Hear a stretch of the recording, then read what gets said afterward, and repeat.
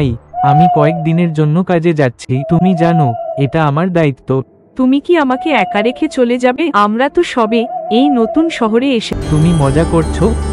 কিন্তু কোনো উত্তর এলো না। দরজা খুলে দেখল কেউ নেই।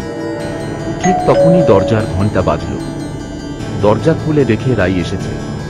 তুমি ঠিক সময়ে এলে। আমার মনে হচ্ছিল কেউ আমাকে অনুসরণ করছে। তুমি বেশি ভাবছো। আমি খাবার কিছু বানাই। রাতের খাবারের পর দুজন গল্প করতে করতে ঘুমিয়ে পড়ল। কিন্তু মাঝরাতে রনি আবার সেই পরিচিত সুগন্ধ অনুভব করল। মনে হলো কেউ তার শরীর স্পর্শ করছে, চুম্বন করছে। সে ভাবল রাই আদর করছে, তাই বাধা দিল না।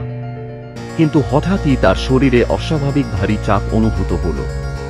সে জেগে উঠে দেখল রাই পাশে ঘুমাচ্ছে। তাহলে কিছুক্ষণ আগে কে তাকে ছুঁয়েছিল? পরদিন সকালে রাই ঘর পরিষ্কার করতে গিয়ে দেখল মূর্তিগুলো তাকে এক দৃষ্টিতে দেখছে। সে এগুলো আলমারিতে রেখে দিল। কিন্তু রাতে ঘুমানোর সময় আবারও রনি চমকে উঠল।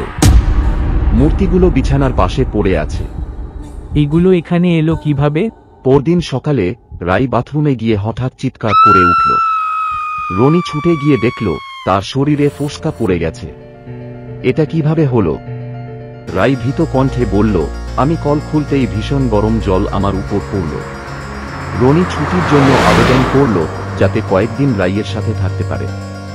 রাতে রাই একা ঘরে ছিল।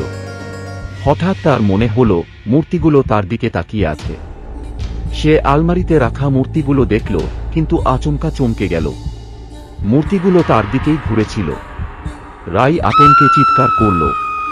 রনি দৌড়ে এসে জিজ্ঞাসা করল, কি হলো? মূর্তিগুলো নিজেরাই নড়ছিল। তুমি ভুল দেখেছ, এগুলো তো নির্জীব বস্তু। কিন্তু রাতের অন্ধকারে রনি আবারও সেই রহস্যময় স্পর্শ অনুভব করল।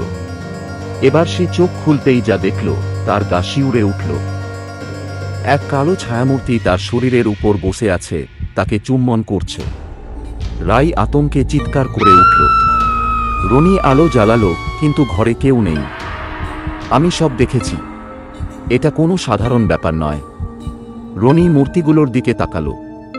এবার মূর্তিগুলোতে অদ্ভুত এক হাসি ফুটে উঠল। আর দেরি নয়, এগুলো বাড়ি থেকে বের করে ফেলতে হবে।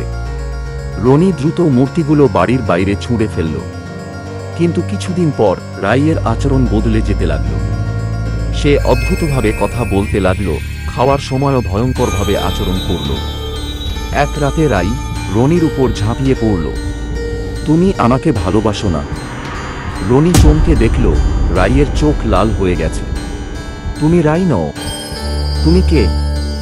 রাইয়ের মুখ বিকৃত হয়ে গেল। আমি রাই নই, আমি সেই আত্মা যে এতদিন তোমার সাথে ছিল। রনি আতঙ্কে চিৎকার করল। পরদিন সকালে প্রতিবেশীরা কোনো সাড়া না পেয়ে পুলিশ ডাকল। পুলিশ দরজা ভেঙে দেখল রনি ও রাইয়ের মৃতদেহ পড়ে আছে। তাদের শরীর বিকৃত হয়ে গেছে, ঘরে প্রচুর দুর্গন্ধ ছড়িয়ে আছে। আর তাদের পাশেই পড়েছিল সেই অভিশপ্ত মূর্তিগুলো।